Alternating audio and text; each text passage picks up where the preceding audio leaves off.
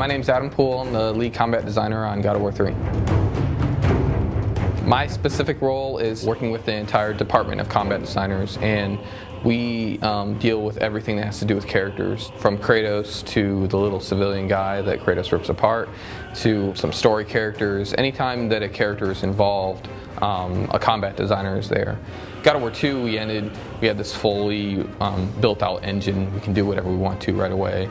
In God of War 3, we need to bring all of that technology over, but we also need to raise all the standards. And some of the nice things that it gives for us is we have a lot less limitation when it comes to animation and animation data. So Kratos has a lot more detail in his face and his hands, and you can see that when he gets mad, you can see the wrinkles in his face. You can see when he's flexing his muscles that they deform and change. I had been asking this for the beginning of the game, but we wanted to get blood on Kratos' body. About a month or so before E3, we finally got that in when it was like a last minute thing. I don't know if we're gonna get it in time, all that. As soon as we got it in, put it in, after just like a minute or so, and put it on like the Cyclops eye rip and a couple of those kills in the game, and it was just like, this makes perfect sense. It sells these moments so much better, makes them feel like they're really alive. In the past, God of War's always added weapons to the game, and in this game we really wanted to push them as fully fleshed out, fully realized weapons. The first weapon that we had shown off was the Cestus, and getting the players used to more close-ranged combat and really getting in the middle of the fight and dodging around, sort of like a boxer.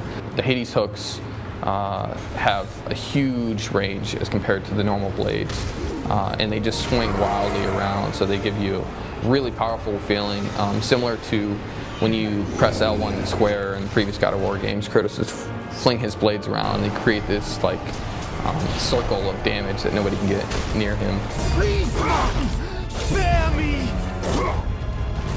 The Nemesis is actually my favorite weapon in the game. That you get later on, and it's basically like 3 spinning blades at the end of a chain.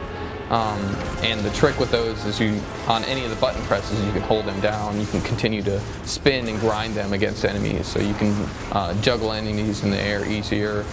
It's all about combos with that weapon, and it really gives a completely different frantic combo-based feel to the combat system. Here's an animation that we would get from Bruno.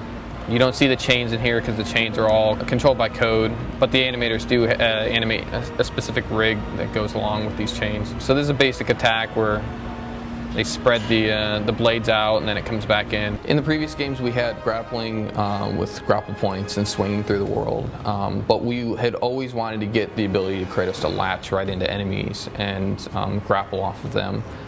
So that was one of the early pieces of technology that we got in, was the ability to latch into a grunt or Cyclops or whoever. Kratos yanks himself right into the middle of the battle.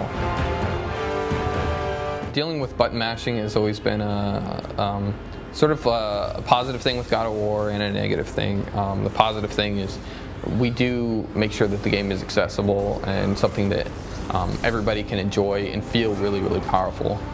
Without learning these crazy button combinations. But on the other hand, if that's taken too far, then everybody can get through the game with just slamming on the buttons all day long. Say, for example, the grunts have a shield on them, and it's made out of this onyx metal, and that onyx is only breakable with the Cestus, so you can try all you want with all the other weapons. You have to switch to the Cestus, and then you start wailing on that onyx and just breaking that guy down. The onyx starts to heat up, and then it shatters.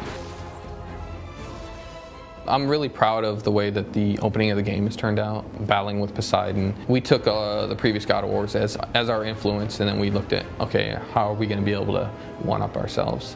We all put it on a moving Titan. So now, we're not just dealing with a epic boss battle, we're dealing with an epic boss battle on something that moves as well. And that was incredibly complex for the entire team. But I'm really proud of what's been pulled off, as well as not sacrificing any visual fidelity. The game looks fantastic in those scenes as well. My pet peeve boss battle that we've been wanting to get forever is the Hercules boss battle. And we wanted to get him in God of War 2, but we really want to pay him his dues, make sure that he gets enough respect from the franchise, because we're all about Greek mythology, and Hercules is one of the top names that comes up. We ratcheted the game up a couple difficulties to impossible, which I think it's called Spartan now.